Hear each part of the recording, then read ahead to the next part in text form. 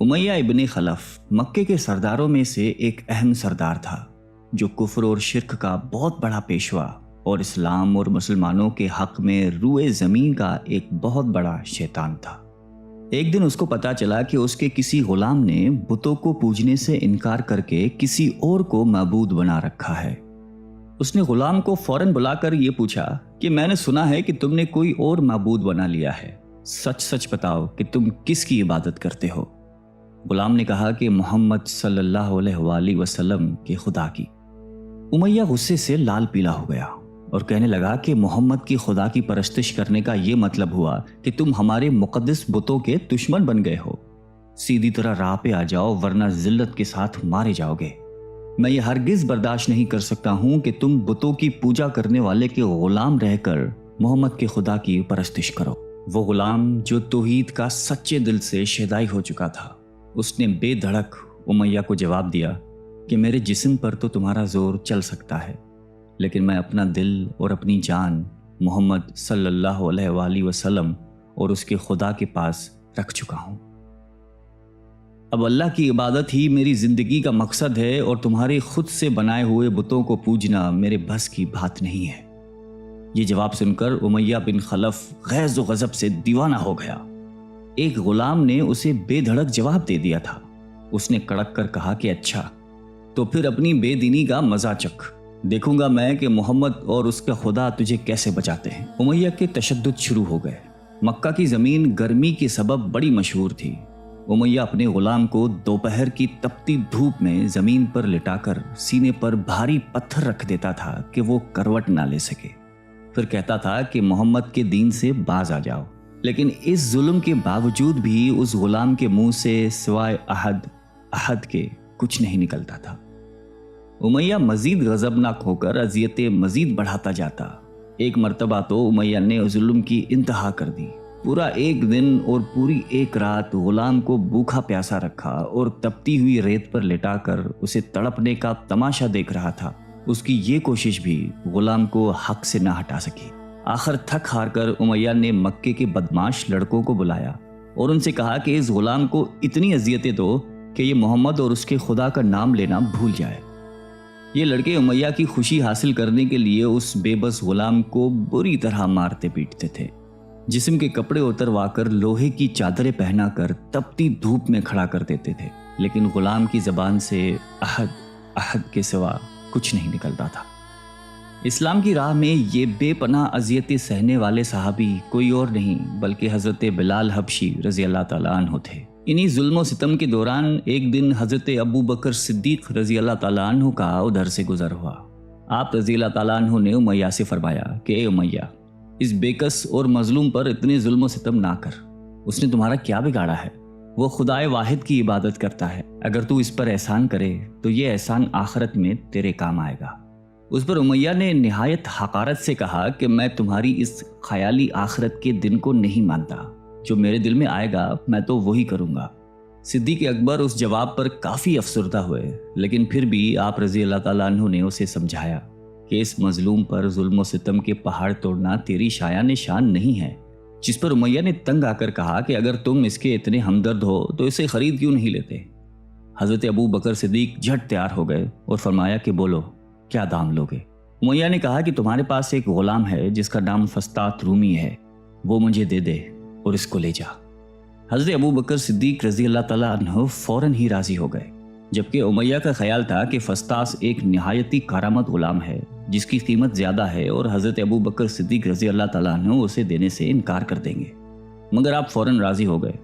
تو امیہ کو سخت مایوسی ہوئی اور اس نے ساتھ ہی 40 اوقیہ چاندی کی فرمائش کی۔ اسے بھی حضرت ابو بکر صدیق رضی اللہ تعالیٰ عنہ نے بخوشی ادا کر دیا۔ حضرت بلال رضی اللہ تعالیٰ عنہ کو ساتھ لے کر دربار رسالت میں حاضر ہوئے اور سارا ماجرا کہہ سنایا۔ آپ صلی اللہ علیہ وسلم نہایت ہی خوش ہوئے اور فرمایا کہ ابو بکر، اس کار خیر میں مجھے بھی شریک کر لو۔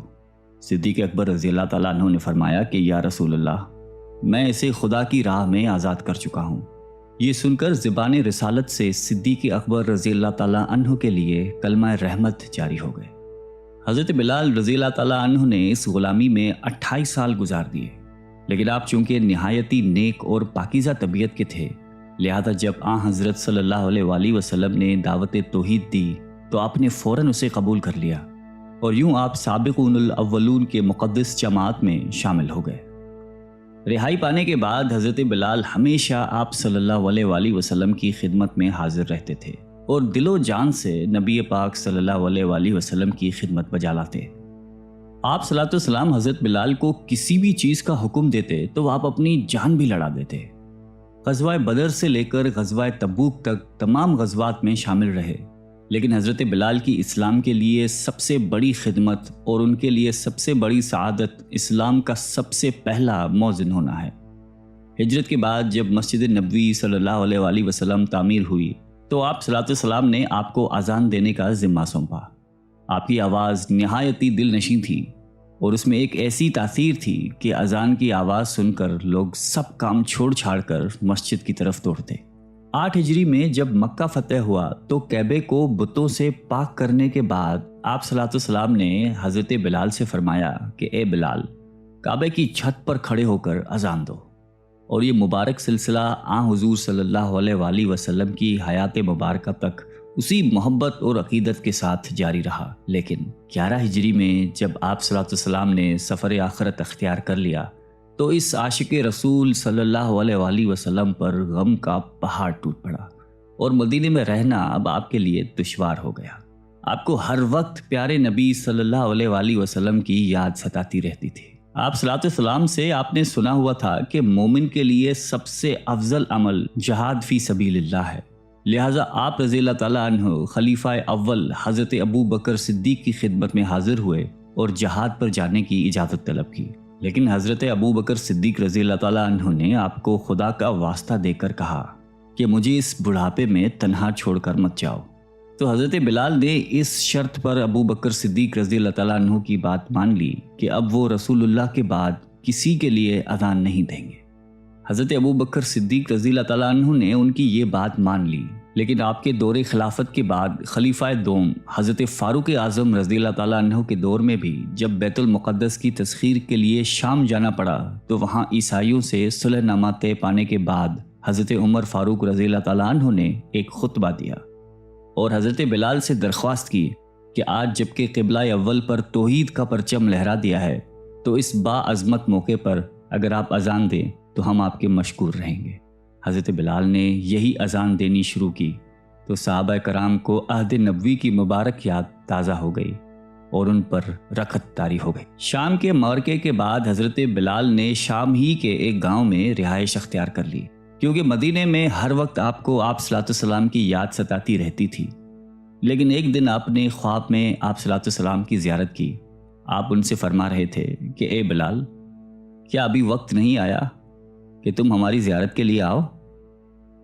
اس خواب نے آپ کو بہت تڑپا دیا اور آپ بےتاب ہو کر فوراً مدینے روانہ ہوئے۔ مدینے پہنچ کر حضرت بلال نے روزہ اقدس پر حاضری دی اور اس درد سے روئے کہ حاضرین بھی اشک بار ہو گئے۔ وہیں حضرت امام حسن رضی اللہ تعالیٰ عنہ اور حضرت حسین رضی اللہ تعالیٰ عنہ بھی موجود تھے۔ نانا کے پیارے نواسوں کو آپ نے اپنے ساتھ چمٹایا اور بے تحاشا چومنے لگے۔ حضرت حسن رضی اللہ تعالیٰ عنہ اور حسین رضی اللہ تعالیٰ عنہ نے آپ سے اذان فجر کی فرمائش کی، بھلا اس میں رد کرنے کی کہاں گنجائش تھی۔ اگلے دن جب فجر کا وقت ہوا تو آپ نے اذان دینی شروع کی۔ لوگوں کی عہد رسالت کی یاد تازہ ہو گئی اور لوگ اس طرح روتے ہوئے مسجد کی جانب چلنے لگے جیسے کہ نبی پاک صلی اللہ علیہ وآلہ وسلم کا دور واپس آ گیا ہو۔ ایسا دردناک منظر اس کے علاوہ کبھی دیکھنے میں نہیں آیا۔ حضرت بلال حبشی رضی اللہ تعالیٰ عنہ نے 60 سال کی عمر میں وفات پائی۔ آپ کا مزار دمشق میں ہے۔ آپ کو دربار رسالت میں خاص مقام حاصل تھا۔